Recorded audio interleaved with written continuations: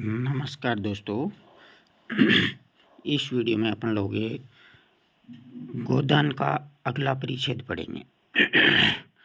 इसमें खास तौर से देखिएगा 11 तक अपन ने पढ़ लिए थे। आज अपन शुरू करते हैं 12वां परिच्छेद। तो आगे है कि रात को गोबर जुनिया के साथ चला।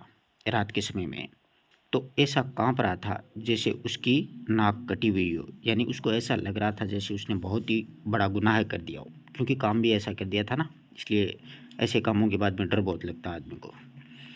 जुनिया को देखते ही सारे गांव में कोहराम मच जाएगा। लोग चारों ओर से कैसी हाय हाय मचाएंगे।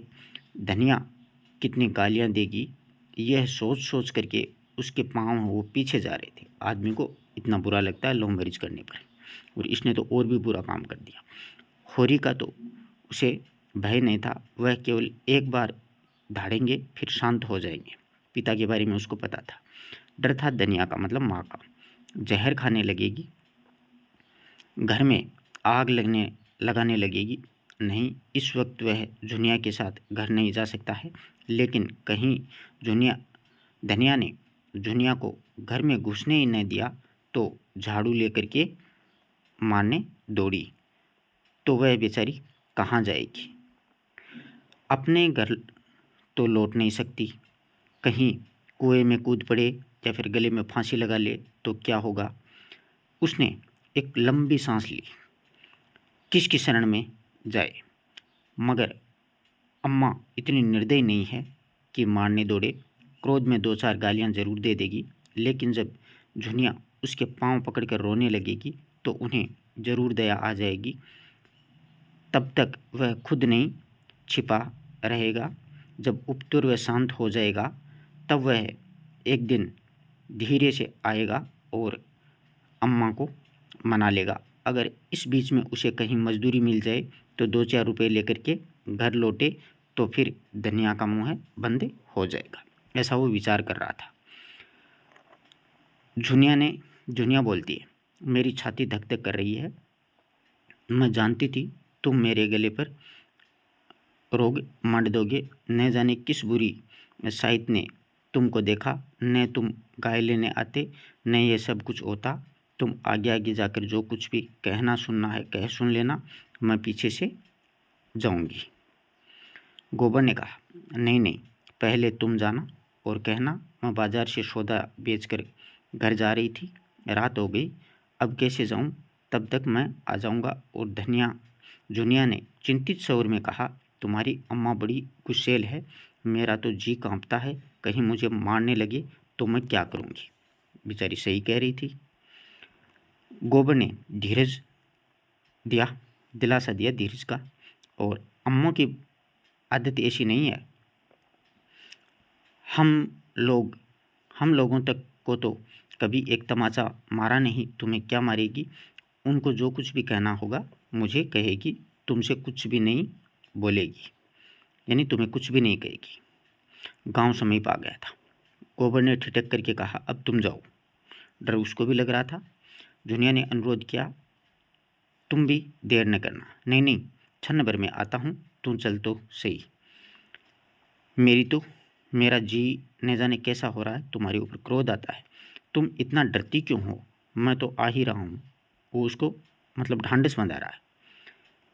इससे तो कहीं पर अच्छा था कि किसी दूसरी जगह भाग चलते।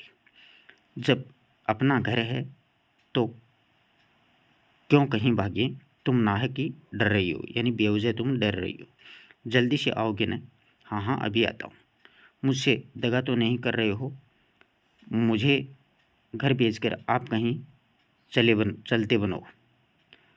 इतना नीच नहीं हूँ जुना। जब तेरी बाहें पकड़ी है तो मरते दम तक साथ ही निभाऊंगा। ऐसा विश्वास दिलाता है वो, और हर प्रेमिका को विश्वास दिलाता है। जुनिया घर की ओर चलती है। गोबर एक क्षण दुविधा में पड़ा हुआ खड़ा रहता है। फिर एक सिर पर मंडराने वाली धिक्कार की कल्पना भयंकर रूप धारण करके उसके सामने खड़ी हो गई। और कहीं सचमुच अम्मो मारने दौड़े तो क्या हो। और उसके पांव जैसे धरती में सिमट गए हैं, और उसके घर के बीच में केवल आमों का छोटा सा बाग है।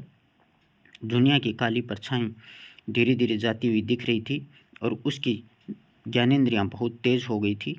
उसके कानों में ऐसी भनक पड़ी जैसे अम्मा दुनिया को गाली दे रही है और उसके मन की कुछ ऐसी दशा हो रही थी मानो सिर पर गंडासे का हाथ पड़ने वाला हो। ऐसे डर लग रहा था उसको। देह का सारा रक्त बिल्कुल सूख गया हो। एक क्षण के बाद में उसने देखा जैसे धनिया घर के से निकल कर कहीं जा रही हो, दादा के पास जाती होगी। शायद दादा खा पी करके मटर अंगोरने चले गए हों। वह मटर के खेत की ओर चला। जो गेहूं के खेतों में रौंदता हुआ वह इस तरह भागा जा रहा था मानो पीछे दौड़ी आ रही है। वह है दादा की मड़ैया। वह रुक गया और दबे हुए पांव जाकर के मड़ैया के पीछे बैठ गया। उसका अनुमान ठीक निकला। वह पहुंचा ही था कि धनिया की बोली सुनाई दी। ओहो, गजब हो गया। अम्मा इतनी कठोर है। एक अनाथ लड़की पर इन्हीं तनिक भी दया नहीं आती है। और जो मैं भी सामने जाकर के फटकार दूं कि तुमको दुनिया से बोलने का कोई मलाल नहीं है तो सारी सेखी निकल जाएगी। अच्छा, दादा भी बिगड़ रहे हैं। केले के लिए आज ठीकरा भी तेज हो गया। मैं जरा अदब करता हूँ, उसी का फल है जो ये है। दादा भी वहीं जा रहे हैं। अगर झुनिया ने उन्होंने मारा पीटा तो मुझसे न सहा जाएगा। भगवान, अब तुम्हारा ही भरोसा है। मैं नहीं जानता था कि इस विपत में जान फंसेगी। झुनिया मुझे अपने मन में कितना धूर्त, कायर और नीच समझ रही होगी, मगर उसे मार कैसे सकते हैं, घर से निकाल कैसे सकते हैं?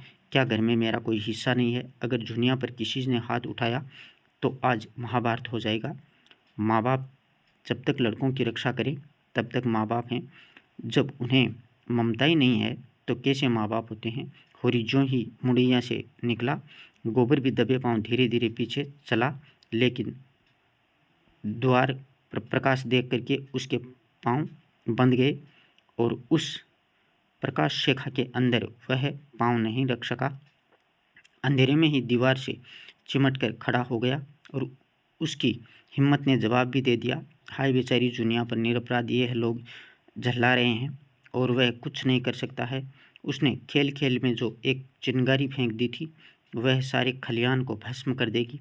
वह उसने न समझा और अब उसने इतना साहस न था कि सामने आकर कहे, हाँ, मैंने चिंगारी फेंकी है। जिन टिकोने से उसने अपने मन को संभाला था वे सब इस भूकंप में नीचे आ रहे हैं और वह झोंपड़े से नीचे गिर पड़ा। वह पीछे लौटा। अब वह दुनिया को क्या मुंह दिखाएगा? वह 100 कदम चला, पर इस तरह जैसे कोई सिपाही मैदान से भागे जा रहे हैं। दुनिया से प्रीति और विवाह की बातें की थी, वह सब याद आने लगी और अभिसार की मीठी स्मृतियां याद आई। जब वह अपने उन्मत्त उदासों में अपनी नशीली चितवनों से मानो अपने प्राण निकाल करके उसके चरणों पर रख देता था। दुनिया किसी वियोगी पक्षी की भांति अपने छोटे से घोंसले में एकांत जीवन काट रही थी और वह नर का मत आग्रह न था। वह न उद्दीप्त उल्लास, न शावकों की मीठी आवाज़ें, मगर बहेलिए के जाल और छल भी तो वहाँ न था। गोबर ने उसके एकांत घोंसले में जाकर के उसे कुछ आनंद पहुंचाया या नहीं, कौन जानता है। उसे विपत्ति में डाल ही दिया। वह संभल गया और भागता हुआ सिपाही मानो अपने एक साथी पर बढ़ावा सुन करके पीछे लौट पड़ा। उसने द्वार पर आकर देखा तो किवाड़ बंद हो गए। किवाड़ों से दराजों से प्रकाश की रेखाएं बाहर निकल रही थी और उसने एक दराज से बाहर झांका। जनिया और दुनिया बैठी हुई थी। होरी खड़ा था।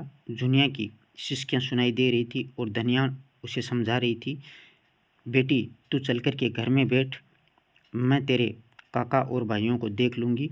जब तक हम जीते हैं किसी बात की चिंता नहीं है। हमारे रहते कोई तुझे तिरछी आंखों से देख भी न सकेगा। गोबर गदगद हो गया। आज वह किसी लायक होता तो दादा और अम्मों को सोने से मढ़ देता और कहता, अब तुम कुछ परवाह नहीं करो, आराम से बैठ कर खाओ और जितना दान पुण्य करना है चाहो करो। झुनिया के प्रति अब उसे कोई शंका भी नहीं है। वह उसे आश्रय देना ही चाहता था, वह मिल गया। झुनिया उसे दगाबाज समझती तो समझो, वह तो अब भी घर आएगा जब वह पैसे के बल से सारे गांव का मुंह बंद कर सके। और दादा और अम्मा उसे कुल का कलंक न समझ करके कुल का तिलक समझे। मन पर जितना ही गहरा आघात होता है, उसकी प्रतिक्रिया भी उतनी ही गहरी होती है। इसी अपकीर्ति और कलंक ने गोबर के अंतः स्थल को मत करके रत्न निकाल लिया, जो अभी तक छिपा पड़ा था।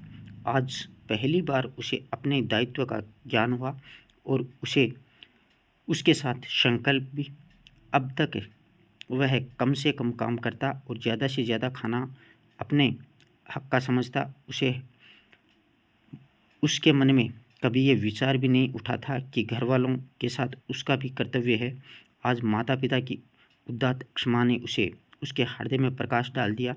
जब धनिया और झुनिया भीतर चली गई तो वह होरी की इसी मड़ैया में जाकर के बैठ जाता है और भविष्य के मंसूबे बांधने लगा। शहर के बेलदारों में 5-6 आने रोज मिलते हैं।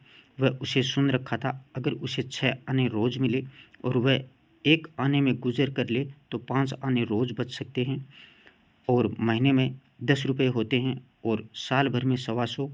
वह 125 की थैली लेकर के घर आए तो उसकी किसकी मजाल है जो उसके सामने मुंह खोल सके। यही तो दादा दिन और यही पट्टेश्वरी आकर उसकी हाँ में हाँ मिलाएंगे और झुनिया को मारे गर्व के फूल जाए। गर्व तो झुनिया को मारे गर्व के फूल जाए। 2-4 साल वह इसी तरह कमाता रहे तो घर का सारा ही सलिदर जो भी दरिद्रता है वो मिट जाएगी।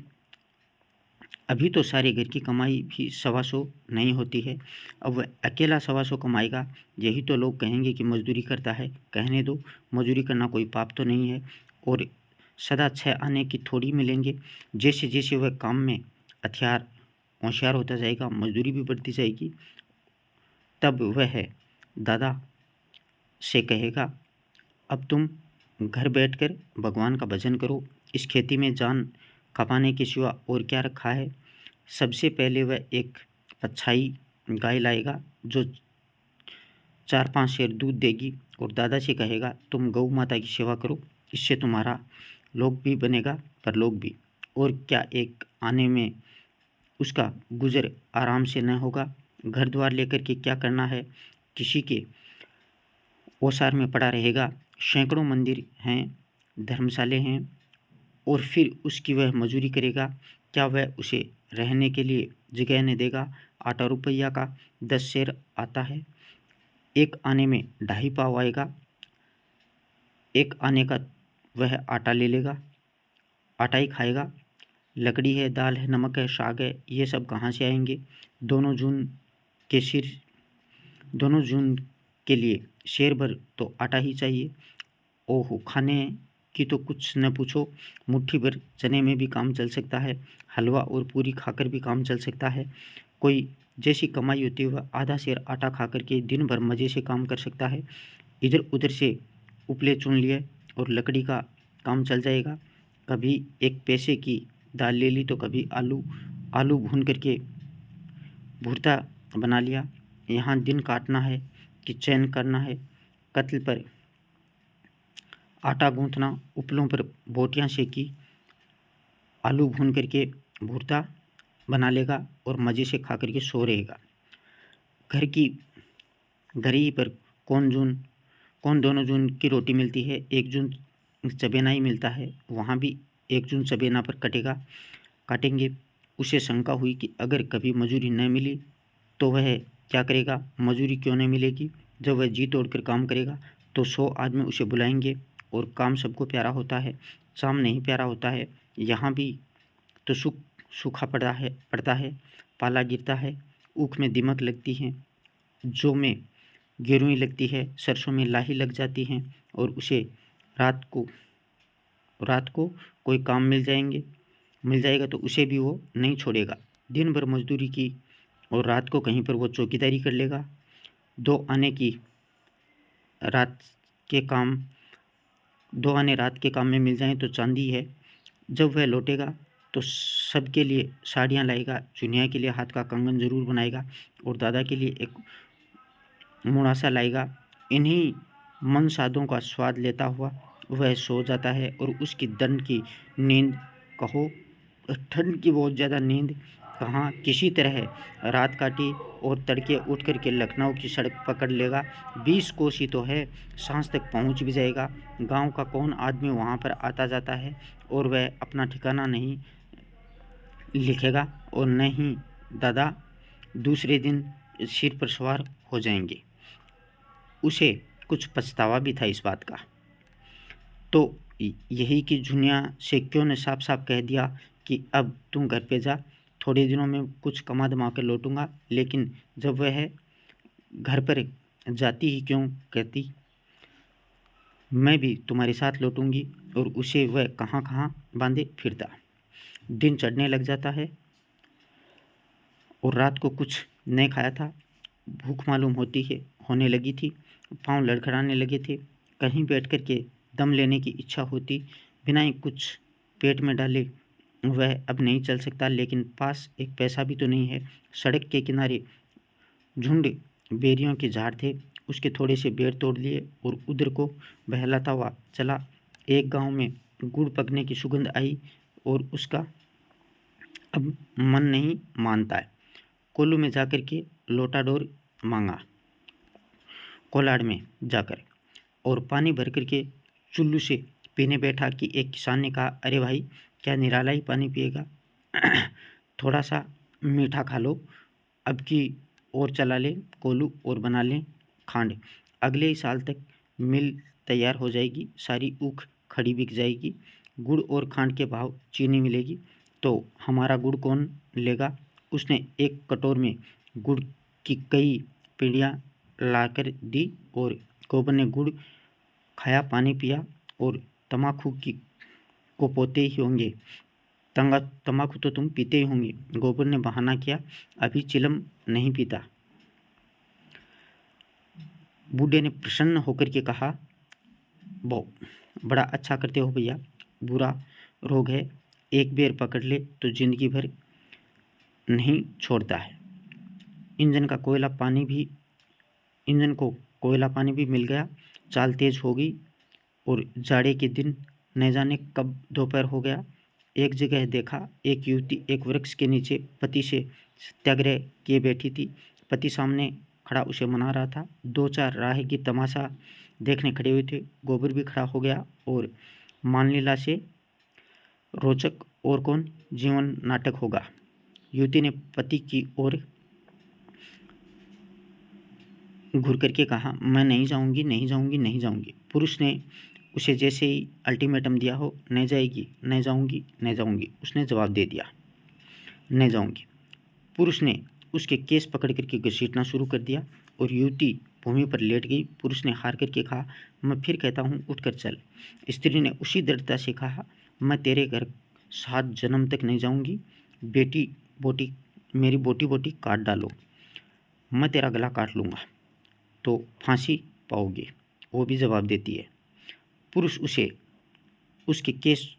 ने उसके केस छोड़ दिए और सिर पर हाथ रख करके बैठ गया। पुरुष तो अपनी चरम सीमा पर पहुंच गया था, उसके आगे अब उसका कोई भी बस नहीं चल रहा था। एक क्षण में वह फिर खड़ा हुआ और प्रस्त होकर के बोला, आखिर तू क्या चाहती है।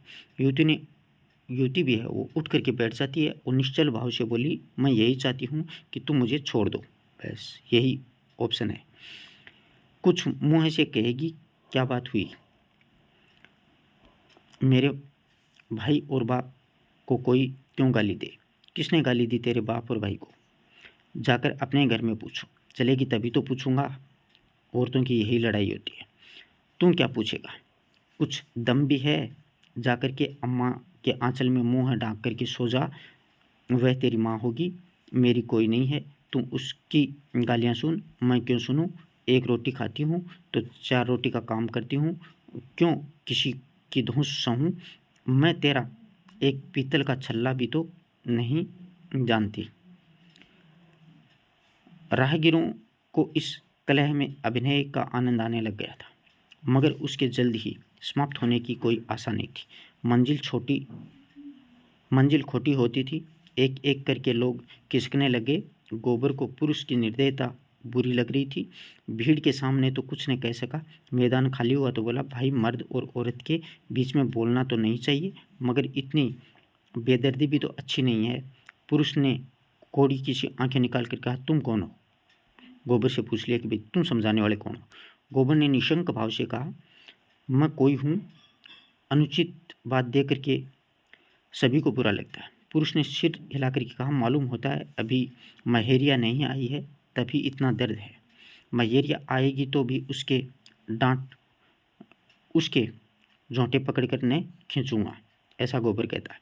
अच्छा तो अपनी राह लो, मेरी औरत है, मैं उसे मारूंगा काटूंगा। तुम कौन होते हो बोलने वाले? चले जाओ, सीधे से यहाँ पर मत खड़े रहो। गोबर का गर्म खून जो था वो गर्म हो गया। वह क्यों चला जाए? सड़क सरकार की है, किसी के बाप की नहीं है। वह जब तक चाहे वहाँ पर खड़ा रह सकता है, वहाँ उसे हटाने की किसी को भी कोई अधिकार नहीं है। पुरुष ने होठ चबा करके, तो तुम नहीं जाओगे, आऊँ, उस पर गुस्सा करने लगा। गोबर ने अंगोछा कमर में बांध लिया और समर के लिए तैयार होकर के बोलता है, तुम जाओ या नहीं जाओ, मैं तो तभी जाऊँगा जब मेरी इच्छा होगी। तो मालूम होता है हाथ पैर तुड़वा करके ही जाओगे। ये कौन जानता है किसके हाथ पांव टूटेंगे। तो तुम नहीं जाओगे। ऐसे दोनों में कहासुनी हो गई। ना, नहीं जाऊंगा, गोबर ने मना कर दिया।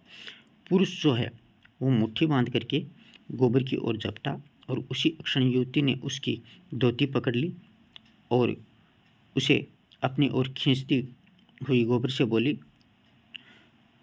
तुम क्यों लड़ाई करने उतर हो रहे हो जी? अपनी राह क्यों नहीं जाते हो? यहाँ कोई तमाशा है जो हमारा आपस का झगड़ा है। कभी वो मुझसे मारता है, कभी मैं उसे डांटती हूँ। तुमसे इसका मतलब? गोबर यह धिक्कार पा करके चलता बना। दिल ने कहा, यह औरत मार खाने लायक की है।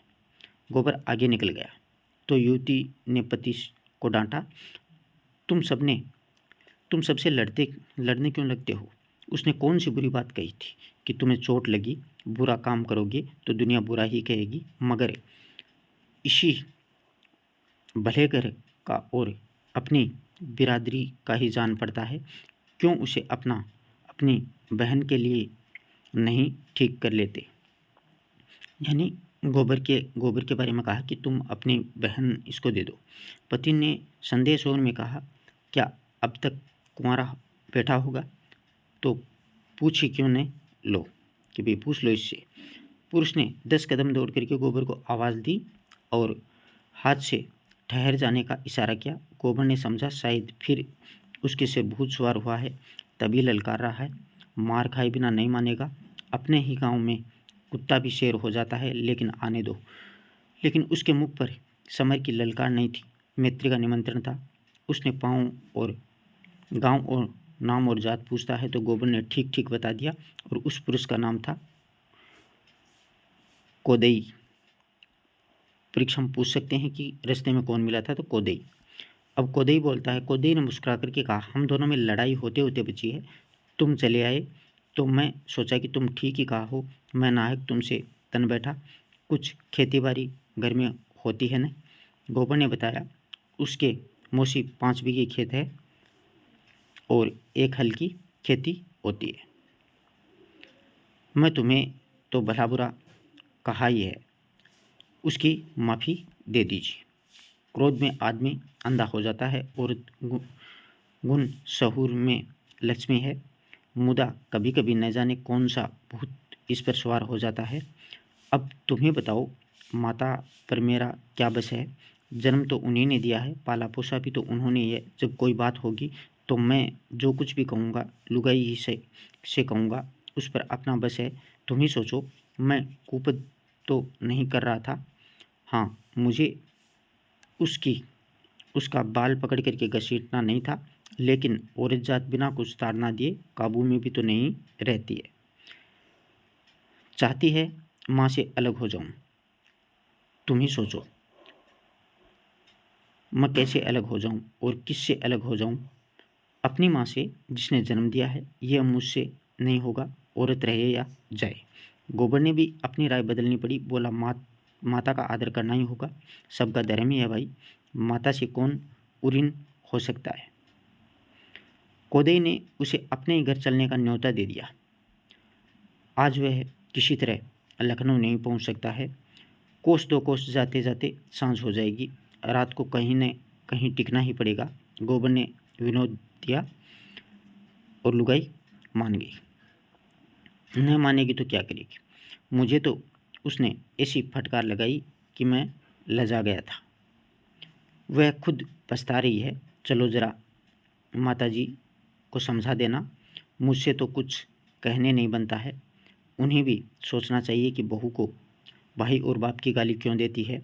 हमारी भी एक बहन है, 4 दिन में उसकी सगाई हो जाएगी और उसकी सास हमें गालियाँ देगी तो उससे सुना जाएगा।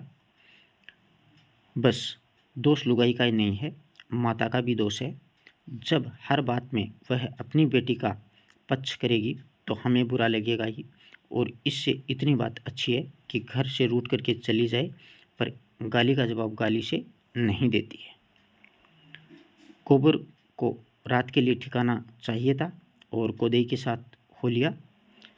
दोनों फिर उसी जगह आए जहाँ युवती बैठी हुई है। वह अब गृहिणी बन गई थी। जरा सा घूंघट निकाल लिया और लजाने लग गई थी। कोदई ने मुस्कुरा करके कहा, यह तो आते ही नहीं थे, कहते थे ऐसी डांट सुनने के बाद उसके घर कैसे जाएं। युवती ने घूंघट के आड़ में गोबर से देख करके कहा, इतनी ही डांट से डर गए, लुगाई आ जाएगी तब कहाँ भागोगे।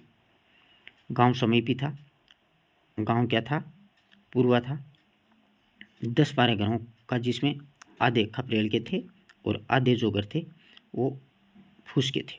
कोदई ने अपने ही घर पर पहुंच करके खाट निकाली और उस पर एक दरी डाल दी, शरबत बनाने को कह दिया, चिलम भर लाया और एक क्षण में वहीं पर युवती लोटे में शरबत लेकर के आई और गोबर को पानी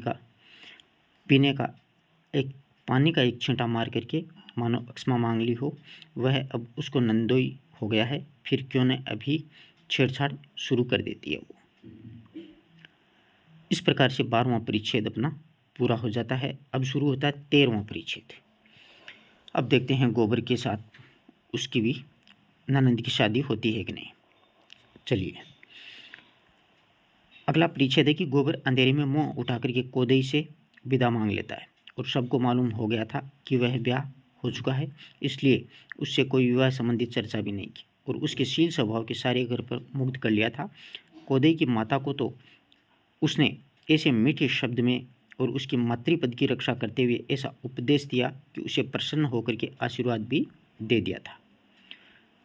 तुम बड़ी हो माताजी हो, पूज्य हो, पुत्र माता के ऋण से जन्म लेकर के भी उऋण नहीं हो सकता है, लाख जन्म लेकर भी उऋण नहीं हो सकता है, करोड़ जन्म लेकर भी उऋण नहीं हो सकता है। बुढ़िया इस संख्यातीत श्रद्धा पर गदगद हो जाती है। उसके बाद गोबर ने जो कुछ कहा उसमें बुढ़िया को अपना मंगल ही दिखाई दिया। वैद्य एक बार रोगी को चंगा कर दे, फिर रोगी उसके हाथों विष भी खुशी से खा लेगा या पी लेगा। अब जैसे ही आज ही बहू घर में रूठ कर चली गई तो उसकी हेठी हुई बहू को कौन जानता है, किसकी लड़की है, किसकी नातिन है, कौन जानता है। संभवतः उसका बाप घसियारा ही रहा होगा। बुढ़िया ने निश्चयात्मक भाव से कहा, घसियारा तो है ही बेटा, पक्का घसियारा है। सवेरे उसका मुँह देख लो तो दिन भर पानी भी नहीं मिले, ऐसा बोलती है। गोबर बोला, तो ऐसे आदमी की क्या हंसी हो सकती है। हंसी हुई तुम्हारी और तुम्हारे आदमी की। जिसने पूछा यही पूछा कि किसकी बहू है, फिर वह अभी लड़की है, अबोध है, उल्लड़ है, नीच माता पिता की लड़की है, अच्छी कहाँ से बन जाए। तुमको तो बूढ़े तोते को राम राम पढ़ाना पड़ेगा, मारने से तो वह पढ़ेगा नहीं, उसे तो सहज स्नेह से ही पढ़ाया जा सकता है। ताड़ना भी दो लेकिन उसके मुँह मत लगो, उसका तो कुछ नहीं बिगड़ता, तुम्हारा ही अपमान होगा। जब गोबर चलने लगा तो बुढ़िया ने खांड और सत्तू मिला करके उसे खाने को दे दिया। सवेरे की बात है। गांव के और भी कई आदमी मजूरी की टोह में शहर जा रहे थे। बातचीत में रास्ता कट गया और 9 बजते बजते सब लोग हैं वो अमीनाबाद के बाज़ार में पहुंच जाते हैं। यहाँ पर पूछा जा सकता है कि कौन से बाज़ार में, तो अमीनाबाद के बाज़ार में। कोबर बिल्कुल हैरान था, इतने आदमी नगर में कहाँ से आ गए हैं। आदमी पर आदमी गिरा पड़ता है। उस दिन बाज़ार में 400-500 मजदूर से कम नहीं थे। राजा और बढ़ई और लोहार, बेलदार और खाट बनाने वाले और टोकरी ढोने वाले और संगतरास सभी वहाँ पर जमा थे। गोबर यह जमकर देख करके निराश हो गया। इतने सारे मजदूरों में को कहाँ काम मिल जाता है और उसके हाथ में तो कोई औजार भी नहीं है। कोई क्या जानेगा या समझेगा कि वह क्या काम कर सकता है। कोई उसे क्यों रखने लगा। कौन औजार के उसे कौन पूछेगा। बिना औजार के धीरे धीरे एक एक करके मजदूरों को काम मिलता जा रहा था। कुछ लोग निराश होकर के घर लौटे जा रहे थे। अधिकतर वह बूढ़े निकम्मे बचे रहे। उनका कोई पुच्छत्तर न था। उन्हीं में गोबर भी था, लेकिन अभी आज उसके पास खाने को है, कोई गम नहीं है। मैंने तो उसको खाने वाली समस्या थी कि खाने को मिलेगा कि नहीं मिलेगा। सहसा मिर्ज़ा खुर्शेद ने मजदूरों के बीच में आकर के ऊंची आवाज़ से कहा, जिसका 6 आने का रोज़ पर काम करना हो वह मेरे साथ आए। सबको 6 आने मिलेंगे और उसके बाद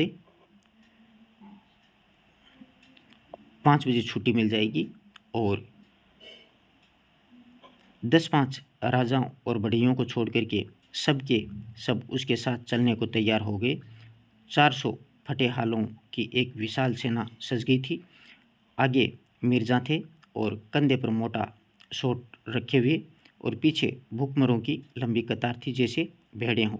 एक बूढ़े ने मिर्जा से पूछा, कौन काम करना है मालिक। पूछता है कि कैसा काम है। मिर्जा साहब ने जो काम बताया था उस पर सब ओर से चंकित हो गए। केवल एक कबड्डी खेलना, यह कैसा आदमी है जो कबड्डी खेलने के लिए 6 आना रोज़ दे रहा है। सन की तो नहीं है।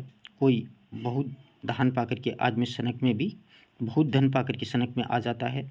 बहुत पढ़ लेने से और आदमी पागल हो जाता है। कुछ लोगों को स्नेह होने लगा, कहीं यह कोई मखौल तो नहीं कर रहा है। यहाँ से घर पर ले जाकर के कह दे, घर ले जाकर कह दे कोई काम नहीं है तो कौन इसका क्या कर लेगा। वह चाहे कबड्डी खिलाए, चाहे आंख में चोली, चाहे फिर गुल्ली डंडा मजदूरी पेश की दे, इसे झक्कड़ आदमी को क्या भरोसा है। इस प्रकार का वो सोचता है। गोबर ने डरते डरते कह दिया, मालिक हमारे पास कुछ खाने को नहीं है, पैसे मिल जाए तो कुछ लेकर के खा लूँ। मिर्जा ने झट 6 आने पैसे उसके हाथ में रख दिए और ललकार कर बोला, मजूरी सबको चलते चलते पेश की दे दी जाएगी, उसकी चिंता तुम मत करो। मिर्जा साहब ने शहर के बाहर थोड़ी सी ज़मीन ले रखी थी और मजदूरों ने आकर के देखा तो वह बड़ा अहाता गिरा हुआ था और उसके अंदर केवल एक छोटी सी फूस की एक छोटी सी झोंपड़ी भी थी, जिसमें 3-4 कुर्सियां लगी हुई थी, एक मेज़ थी, थोड़ी सी किताबें मेज़ पर रखी हुई थी। झोंपड़ी बोली और बेलों और लताओं से ढकी हुई बहुत ही सुंदर लग रही थी। अहाते में एक तरफ आम और नींबू के अमरूद के पौधे लगे हुए थे तो दूसरी तरफ से कुछ फूल और बड़ा सा हिस्सा परती भी पड़ा हुआ था। यानी ऐसे ही मिर्ज़ा ने सबको कतार में खड़ा करके मजूरी बांट दी। अब किसी को उसके पागलपन में संदेह न था। गोबर पैसे पहले ही पा चुका था। मिर्ज़ा ने उसे बुला करके पौधे सींचने का काम सौंप दिया। उसे कबड्डी खेलने को नहीं मिलेगी। मन में ऐंठ कर रह गया, इन बूढ़ों को उठा उठा कर पटकता, लेकिन कोई परवाह नहीं है। बहुत कबड्डी खेल चुका हूँ, पैसे तो पूरे मिल ही गए हैं।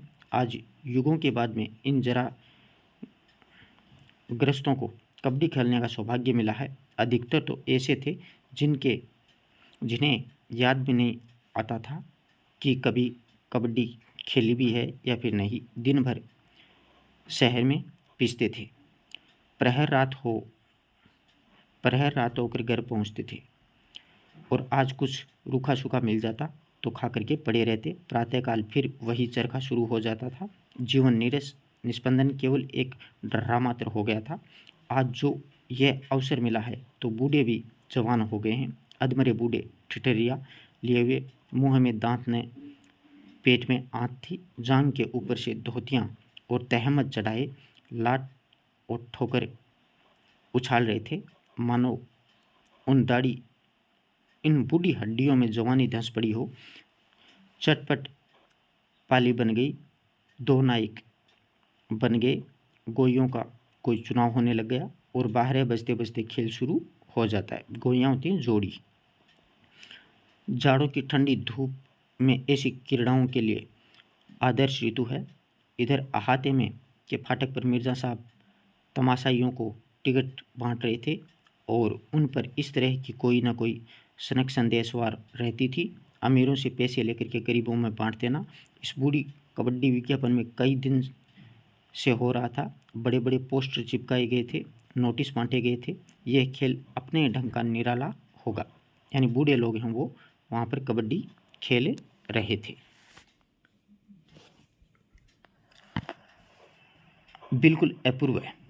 भारत जो है, भारत के बूढ़े आज भी कैसे पड़े हैं, जिन्हें यह देखना हो आएँ और अपनी आंखें तृप्त कर लें, और जिसने ये तमाशा न देखा वह पछताएगा। ऐसा अवसर फिर नहीं मिलेगा। टिकट 10 रुपये से लेकर के 2 आने तक के थे, अलग अलग तरीके के। 3 बजते बजते सारा अहाता क्या होता है, भर जाता है। मोटरों और टिफिनों का तांता भी लग जाता है। 2000 से कम की भीड़ नहीं थी। रईसों के लिए कुर्सियां और बेंचों का इंतजाम था, साधारण जनता के लिए साफ सुथरी ज़मीन। और मिस मालती, मेहता, खन्ना, तनखा, राय साहब सभी वहाँ पर आए हुए थे। खेल शुरू हो गया। मिर्ज़ा ने मेहता से कहा, आइए डॉक्टर साहब, एक गोई हमारी और आपकी भी हो जाए। मिस मालती बोली, फिलोसफर का जोड़ा फिलासफर से ही हो सकता है। मिर्ज़ा ने मूँछों पर ताव देकर के कहा, तो क्या आप समझती हैं मैं फिलासफर नहीं हूँ? मेरे पास में पुछल्ला नहीं है, लेकिन मैं फिलासफर। आप मेरा इम्तहान ले सकते हैं मेहता जी। मालती पूछती है, अच्छा बताइए, आप आइडियलिस्ट हैं या फिर मेटेरियलिस्ट हैं? मैं दोनों हूँ। यह क्यों कर कि ये दोनों किस प्रकार से हो? बहुत अच्छी तरह। जब जैसा मौका देखा वैसा ही बन जाता हूँ। तो आपका अपना कोई निश्चय नहीं है? जिस बात पर का आज तक कभी निश्चय नहीं हुआ न कभी होगा, उसका निश्चय मैं भला क्या कर सकता हूँ? और लोग आंखें फोड़ करके और किताबें चाट करके जिस नतीजे पर पहुँचते हैं, वहाँ मैं यूँ ही पहुँच गया। आप बता सकते हैं किसी फिलोसफर ने अकल गधे लड़ाने के सिवा और कुछ किया भी है? डॉक्टर मेहता ने अचकन के बटन खोलते हुए कहा, तो चलिए हमारी और आपकी हो जाए, और कोई माने या न माने, मैं आपको फिलोसफर मानता हूँ। मिर्ज़ा ने खन्ना से पूछा, आपके लिए भी कोई जोड़ ठीक करूँ? मालती ने पुचकार दिया कि हाँ, उन्हें ज़रूर ले जाइए मिस्टर तनखा के साथ में। खन्ना झेंपते हुए बोले, जी नहीं, मुझे क्षमा कीजिए। मिर्ज़ा ने राय साहब से पूछा कि आपके लिए कोई जोड़ लाऊं? राय साहब बोले, मेरा जोड़ तो ओंकारनाथ का है, मगर वह आज नज़र नहीं आते। मिर्ज़ा और मेहता भी नंगी देह केवल जंगिया पहने हुए मैदान में पहुंच जाते हैं और एक उधर दूसरा उधर खेल शुरू हो गया।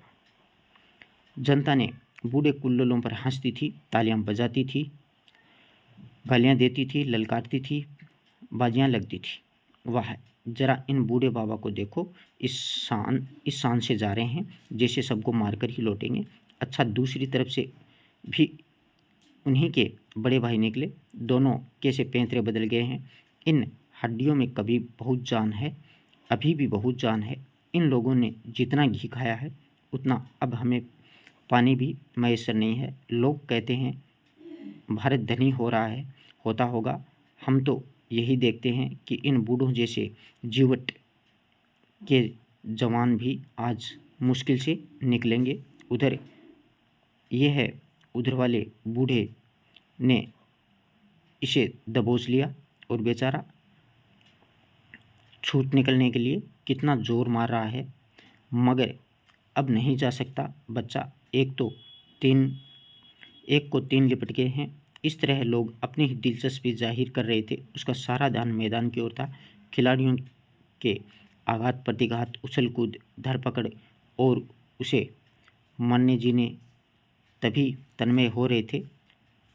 कभी चारों तरफ से पकड़ते रहते और कभी अन्याय या फिर धांधली देख करके लोग छोड़ दो या फिर गुल मचाते हुए लोग टेंस में आकर के पाली की तरह दौड़ते। लेकिन जो थोड़े से सज्जन सामियाने के ऊंचे दर्जे के टिकट लेकर के बैठे थे, उन्हें इस खेल में विशेष आनंद नहीं मिल रहा था। वे इससे अधिक महत्व की बातें कर रहे थे। खन्ना ने जिंजर का गिलास खाली करके शिगार सुलगा लिया और राय साहब से बोले, मैंने आज आपसे कह दिया, बैंक इससे कम सूद पर किसी तरह राजी नहीं होगा, और यह रियायत भी मैंने आपके साथ की है क्योंकि आपके साथ घर का थोड़ा मामला है। राय साहब ने मूँछों में मुस्कुराहट से लपेट करके आपकी नीति में घर वालों को भी उल्टे छुरे से हलाल करना चाहिए। यह आप क्या फरमा रहे हैं? ठीक कह रहा हूँ। सूर्य प्रताप सिंह से आपने केवल 7% लिया, मुझसे 9% मांग रहे हैं और उस एहसान भी रखते हैं, क्यों ना हो। खन्ना ने कह करा मारा और मानो वह कथन हंसने के योग्य था। उन शर्तों पर मैं आपसे भी वही सूद लूँगा। हमने उसकी जायदाद रहन रख ली है और शायद यह जायदाद फिर उसके साथ न जाएगी। मैं अपनी कोई जायदाद निकाल लूँ। 9% देने से यह कहीं अच्छा है कि फालतू जायदाद अलग कर दूँ। मेरी जैक्सन रोड वाली कोठी आप निकलवा दें, कमीशन ले लीजिएगा। ऐसी चर्चा करते हैं। उस कोठी में सुविधे से निकलना ज़रा मुश्किल है। आप जानते हैं वह जगह बस्ती से कितनी दूर है, मगर खैर देखूंगा। आप उसकी कीमत का क्या अंदाज़ा करते हैं? राय साहब ने 1,25,000 बताए। 15 बीघे ज़मीन भी तो है उसके साथ में। खन्ना संतृप्त होकर बोलते हैं, आप आज के 15 साल पहले का स्वप्न देख रहे हैं। राय साहब, आपको मालूम होना चाहिए कि इधर जायदादों में के मूल्य में 50% की कमी हो जाएगी। राय साहब ने बुरा मान करके कहा, जी नहीं, 15 साल पहले उसकी कीमत 1.5 लाख थी। मैं खरीदार की तलाश में रहूँगा, मगर मेरा कमीशन 5% होगा आपसे, औरों से शायद 10% हो। क्यों, क्या करोगे इतने रुपए लेकर के? आप जो चाहें दे दीजिएगा। अब तो राजी हुए। शुगर के हिस्से अभी तक आपने न खरीदे हैं, अब बहुत थोड़े से हिस्से बचे हुए हैं, हाथ मलते रह जाइएगा। इंश्योरेंस की पॉलिसी भी आपने न ली है। आप में टालम टोल की बुरी आदत है। जब आपने लाभ की बात को इतना टालम टोल है, तब दूसरों को आप लोगों से क्या लाभ हो सकता है? इसे कहते हैं कि रियासत आदमी की अकल चढ़ जाती है। मेरा बस चले तो ताल्लुकेदारी की रियासतें जब्त कर लूँ। मिस्टर तनखा मालती पर जाल फेंक ही रहे थे और इतने में मालती ने साफ कह दिया था कि वह इलेक्शन के झमेले में नहीं पड़ना चाहती है, पर तनखा इतनी आसानी से हार मानने वाले व्यक्ति नहीं थे। आकर के कहानियों के बल मेज़ पर टिक करके बोलते हैं, कूनियों के बल पर मेज़ पर। आप ज़रा इस मामले पर विचार भी कीजिए। मैं कहता हूँ ऐसा मौका शायद आपको फिर नहीं मिले। रानी साहब, चंदा को आपके मुकाबले में रुपए में एक आना भी चांस नहीं है। मेरी इच्छा केवल ये है कि काउंसिल में ऐसे लोग जाएं जिन्हें जीवन में कुछ अनुभव प्राप्त हो जाए और जनता की कुछ सेवा की जाए। जिस महिला ने भोग विलास के सिवाय कुछ जाना ही नहीं, जिसने जनता को हमेशा अपनी कार का पेट्रोल समझा, जिसकी सबसे मूल्यवान सेवा वे पार्टियां हैं जो वह गवर्नरों और सेक्रेटरियों को दिया करती थी, और उसके लिए काउंसिल में स्थान नहीं है। नई काउंसिल में बहुत कुछ अधिकतर प्रतिनिधियों के हाथ में होगा, और मैं नहीं चाहता कि वह अधिकार अनधिकारों के हाथ में चला जाए। ऐसे उसको समझा रहा था। मालती ने पूछा, अपना पीछा छुड़ाने के लिए कहा, लेकिन साहब मेरे पास 15-20 हज़ार इलेक्शन पर खर्च करने के लिए कहाँ से हैं? रानी साहब तो 2-4 लाख खर्च कर सकती हैं। मुझे भी साल में 1000 या 500 रुपये उससे मिल जाएं, यह रकम भी हाथ से निकल जाएगी। पहले आप ये बता दें कि आप जाना चाहती हैं या फिर नहीं। जाना चाहती हूँ, मगर फ्री पास मिल जाए तो यह मेरा जिम्मा है। आपको फ्री पास मिल जाएगा। जी ने क्षमा कीजिए, मैं हार की जिल्लत नहीं उठाना चाहती। जब रानी साहब रुपए की थैलियाँ खोल देंगी और एक एक वोट पर एक एक असरफी चढ़ने लगेगी तो शायद आप भी उधर वोट देंगे। आपके ख्याल में इलेक्शन महज रुपये से ही जीता जाता है? जी नहीं, व्यक्तित्व या फिर व्यक्ति भी एक कोई चीज़ है, लेकिन मैंने केवल एक बार जेल जाने के सिवा और क्या जनसेवा की है। और सच पूछिए तो उस बार भी मैं अपने मतलब से गई थी, उसी तरह जैसे राय साहब और खन्ना गए थे।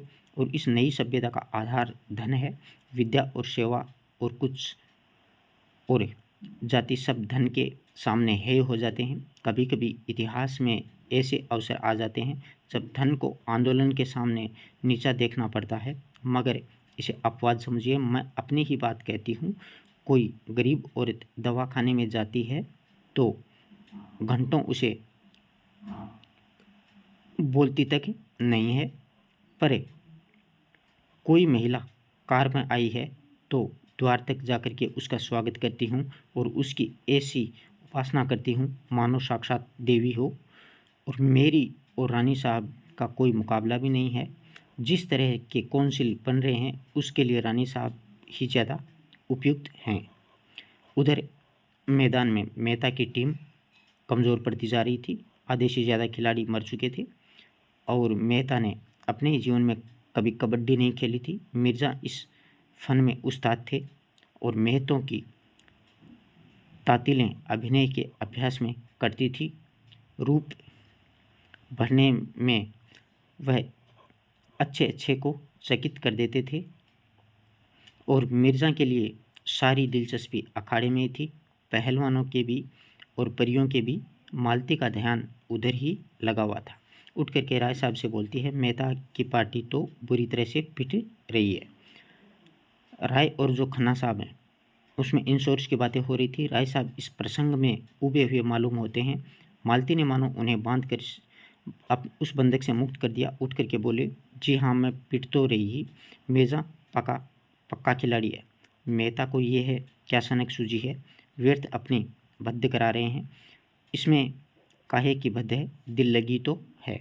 ऐसी चर्चाएं हो रही। मेहता की तरफ जो बाहर निकलता है वही मर जाता है। एक अक्षण के बाद में उसने पूछा, क्या इस खेल में हाफ टाइम नहीं होता?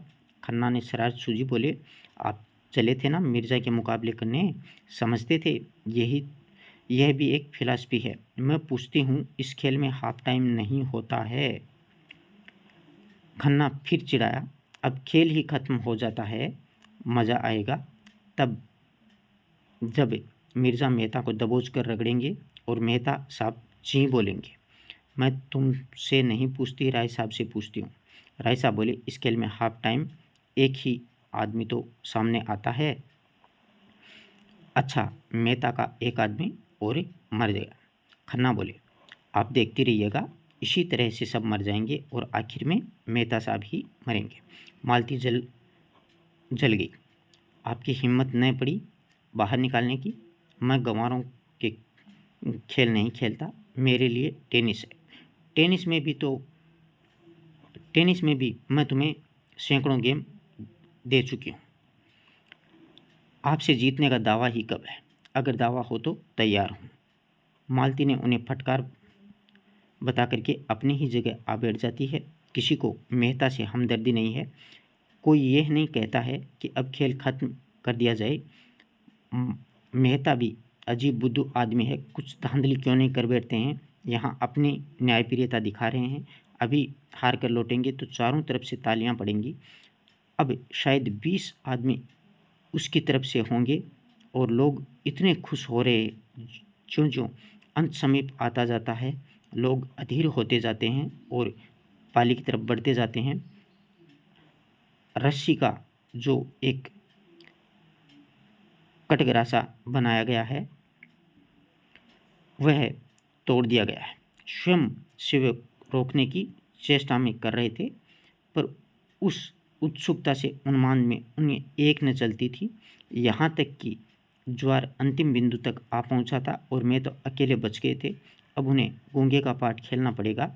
अब सारा दारमदार उन्हीं पर है। अगर वह बचकर अपनी पाली में लौट आते तो उनका पक्ष बचता है, नहीं हार का सारा अपमान और लज्जा लिए हुए उन्हें लौटना पड़ता है। वह दूसरे पक्ष में जितने आदमियों को छू करके अपनी पाली में आएंगे वह सब मर जाएंगे और उतने ही आदमी उसकी तरफ जी उठेंगे। सबकी आंखें मेहता की ओर लगी हुई थी। वह मेहता चले, जनता ने चारों ओर से आकर के पाली को घेर लिया। तन्मयता की पराकाष्ठा पर थी। मेहता इतने शांत भाव और शत्रुओं की ओर जा रहे थे। उनकी प्रत्येक गति जनता के प्रतिबिंब होती जाती। किसी भी की गर्दन टेढ़ी हुई जाती, कोई आगे को झुक पड़ता। वातावरण गर्म हो गया था। पारा ज्वाला बिंदु पर आ पहुंचा था। मेहता शत्रु दल में घुसे हुए थे। दल पीछे हटता जाता और उसका संगठन उतना दृढ़ है कि मेहता की पकड़ या फिर स्पर्श में कोई नहीं आ रहा था। बहुतों को आशा थी कि मेहता कम से कम अपने पक्ष के 10-5 आदमियों को तो जिला ही लेंगे। वे निराश होते जा रहे थे। सहसा मिर्जा एक छलांग मारते और मेहता की कमर पकड़ लेते।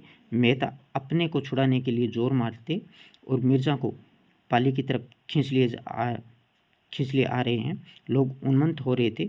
अब इसका पता चलना मुश्किल है कि कौन खिलाड़ी है, कौन तमाशाई है।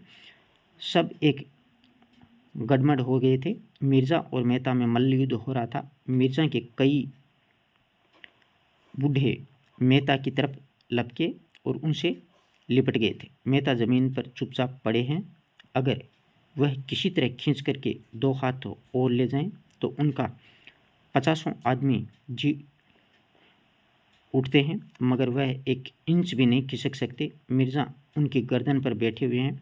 मेहता का मुख लाल हो गया है, आंखें ब्रोमुड्डी बनी हुई है, पसीना टपक रहा है और मिर्जा अपने ही स्थूल शरीर पर का भार लिए हुए उसकी पीठ पर हुमच रहे हैं। मालती ने समीप जाकर के उत्तेजित स्वरूप में कहा, मिर्जा खुर्शीद, यह फेर नहीं है, बाजी ड्रॉ हो रही है। खुर्शीद ने मेहता की गर्दन पर एक भयंकर गुस्सा मार करके कहा कि जब तक यह ची नहीं बोलेंगे मैं हरगिज नहीं छोड़ूंगा। क्यों नहीं ची बोलते हैं? मालती और आगे बढ़ती है। ची बुलाने के लिए आप इतनी ज़बरदस्ती नहीं कर सकते। मिर्जा ने मेहता की पीठ पर हुमच कर कहा, बेशक कर सकता हूँ। आप इससे कह दें ची बोले, मैं अभी उठ जाता हूँ। मेहता ने एक बार फिर से चेष्टा की, पर मिर्जा ने उसकी गर्दन दबा रखी थी।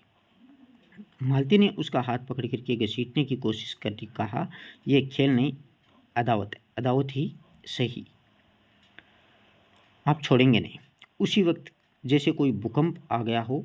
मिर्जा साहब जमीन पर पड़े हुए थे और मेहता दौड़े हुए पाली की ओर भागे जा रहे थे और हजारों आदमी पागलों की तरह टोपियों और पगड़ियों की झड़ियाँ उछाल रहे थे। कैसे यह काया पलट हुई कोई समझ भी नहीं सकता है। मिर्जा ने मेहता को गोद में उठा लिया। उठाते शामियाने की तक ले आए थे। प्रत्येक मुख पर ये शब्द थे, डॉक्टर साहब ने बाजी मार ली है। और प्रत्येक आदमी इसी हारी हुई बाजी में एक बार की पलट जाने की विषमित था। सभी मेहता की जीवटें और धैर्य का बखान कर रहे थे। मजदूरों के लिए पहले से ही नारंगियाँ मंगा ली गई थी। उन्हें एक एक नारंगी देकर के विदा किया गया। शामियाने में मेहमानों की चाय और पानी का आयोजन था और मेहता और मिर्ज़ा एक ही मेज़ पर आमने सामने बैठे थे। मालती मेहता के बगल में बैठी थी। मेहता ने कहा, मुझे आज एक नया अनुभव हुआ है। महिला की सहानुभूति हार को जीत में बदल सकती है। मिर्ज़ा ने मालती की ओर देखा। अच्छा, ये बात थी। जभी तो मुझे हैरत हुई कि आप एकाएक कैसे ऊपर आ गए थे। मालती शर्म से लाल हुई जा रही थी। बोली, आप बड़े बेमुरौवत आदमी हैं मिर्ज़ा। मुझे मालूम हुआ कसूर इनका था। यह क्यों ची नहीं बोलते थे। मैं तो ची न बोलता, चाहे आप मेरी जान ही ले लेते। कुछ देर के बाद में गपशप होती है मित्रों में। फिर धन्यवाद और मुबारकबाद के साथ भाषण हुए और मेहमान विदा हो गए। मालती को भी एक विजिट करनी थी, वह भी चली गई और केवल मेहता और मिर्ज़ा रह गए थे। उन्हें अभी स्नान करना था। मिट्टी से सने हुए थे, कपड़े कैसे पहने, गोबर पानी खींच लाया और दोनों दोस्त नहाने लग जाते हैं। मिर्ज़ा पूछता है, शादी कब तक होगी। मेहता ने अचंभे में आकर पूछा, किसकी? आपकी। मेरी शादी किसके साथ हो रही है? वहाँ आप तो ऐसा उड़ा रहे हैं गोया यह भी छिपा की बात है। नहीं, मैं सच कहता हूँ, मुझे बिल्कुल खबर नहीं है क्या मेरी शादी होने जा रही है। और आप क्या समझते हैं, मिस मालती आपकी कंपोजिशन बनकर रहेंगी? मेहता गंभीर भाव से बोले, आपका ख्याल बिल्कुल भी गलत है मिर्ज़ा जी। मिस मालती हसीन, खुशमिजाज, समझदार और रोशन ख्याल वाली औरत है। और भी उसमें कितनी खूबियाँ हैं, लेकिन मैं अपनी जीवन संगिनी में जो बात देखना चाहता हूँ वह उनमें नहीं है और न ही शायद हो सकती है। मेरे ज़हन में औरत वफा और त्याग की मूर्ति होती है, जो अपनी बेज़बानी से, उसकी कुर्बानी से अपने को बिल्कुल मिटा करके पति की आत्मा का एक अंश बन जाती है। देह पुरुष की रहती है पर आत्मा स्त्री की होती है। आप कहेंगे, मर्द अपने को क्यों नहीं मिटाता है, औरत ही से क्यों उसकी आशा करता है। मर्द में वह सामर्थ्य नहीं है। वह अपने को मिटाएगा तो शून्य हो जाएगा। वह किसी खोह में जा बैठेगा और सर्वात्मा मिल जाने का स्वप्न देखेगा। वह तेज प्रधान जीव है और अहंकार में यह है समझ कर कि वह ज्ञान का पुतला है, सीधा ईश्वर में लीन होने की कल्पना किए करता है। स्त्री पुरुष की भांति धैर्यवान और शांति संपन्न और सहिष्णु है। पुरुष में नारी के गुण आते जाते हैं, वह महात्मा बन जाता है। नारी में पुरुष के गुण आ जाते हैं, वह उल्टा हो जाती है। पुरुष आकर्षित होता है और स्त्री की ओर जो समांस में स्त्री हो। मालती ने अभी तक मुझे आकर्षित नहीं किया है। मैं आपसे किन शब्दों में कहूँ कि स्त्री मेरी नज़रों में क्या है। संसार में जो कुछ भी सुंदर है उसी की प्रतिमा को मैं स्त्री कहता हूँ। मैं इससे उसे ये आशा रखता हूँ कि मैं उसे मार ही डालूँ।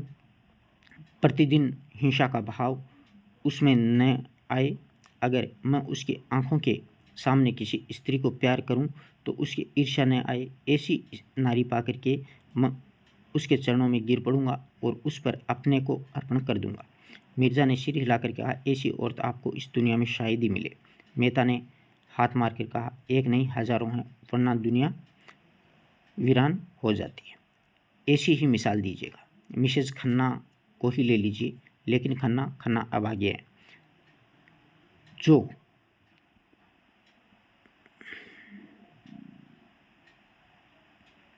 2 पन्ने और बच गए हैं। हाँ, जो हीरा पाकर के भी कांच का टुकड़ा समझ रहा है, सोचिए कितना त्याग है और उसके साथ कितना प्रेम है। खन्ना के रूपाशक्त मन में शायद उसके लिए रत्ती भर भी स्थान नहीं है, लेकिन आज खन्ना पर कोई आफत आ जाए तो वह अपने उन पर न्योछावर कर देगी। खन्ना आज अंधे या फिर कोढ़ी हो जाएं तो भी उसकी वफादारी में वो फके न आएंगे। अभी खन्ना उसकी कदर नहीं कर सकते हैं, मगर आप देखेंगे एक दिन यही खन्ना उसके चरणों को धोकर ये पिएंगे। मैं ऐसी बीवी नहीं चाहती जिससे मैं एस्टिन के सिद्धांत जो होते हैं ना उसमें बहस कर सकूं, जो मेरी रचनाओं में प्रूफ देखा करे।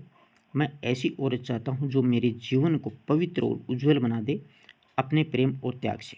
खुर्शीद ने दाढ़ी पर हाथ फेरते हुए जैसे ही कोई भूली हुई बात याद करते हुए कहा, आपके ख्याल बहुत ठीक है मिस्टर मेहता।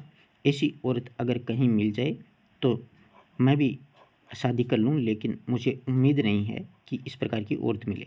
मेहता ने हंस करके कहा, आपकी तलाश में आप भी तलाश में रहिएगा, मैं भी तलाश में हूँ, शायद कहीं तकदीर में मिल जाए। मगर मिस मालती आपको छोड़ने वाली नहीं है। कहिए लिख दूँ?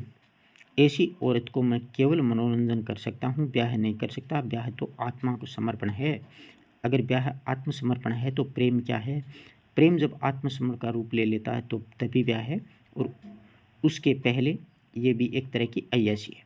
मेहता ने कपड़े पहने और विदा हो गए। शाम हो गई। मिर्ज़ा ने आकर के देखा तो गोबर अभी तक पेड़ों को सींच ही रहा था। मिर्ज़ा ने प्रसन्न होकर के कहा, जाओ अब तुम्हारी छुट्टी हो गई है, कल फिर आओगे। गोबर ने कातर भाव से कहा, मैं कहीं नौकरी चाहता हूँ मालिक। नौकरी करना है तो हम तुझे रख लेंगे। कितना मिलेगा मजदूर? जितना तुम मांगता है उतना ही मिलेगा। मैं क्या मांगूँ? आप जो दोगे दे दो। हम तुम्हें 15 रुपये देंगे, खूब कसकर काम में लेंगे। गोबर ने मेहनत से नहीं डरता है। उन्हें रुपए तो वह आठों प्रहर काम करने को तैयार है। 15 रुपये मिले तो क्या पूछना, वह तो प्राण भी दे देगा। बोला, मेरे लिए कोठी मिल जाए, वहीं पर पड़ा रहूँगा। कोठरी होती है ना छोटी सी। हाँ हाँ, जगह का इंतज़ाम मैं कर लूँगा। इस झोंपड़ी में एक किनारे तुम भी पड़े रहना। गोबर को जैसे स्वर्ग ही मिल गया था। इस प्रकार से वो वहाँ पर रहने लग गया। अब नेक्स्ट 14वां परिच्छेद अपन शुरू करेंगे। अपन ने 13 तक परिच्छेद पढ़ लिए। धन्यवाद दोस्तों।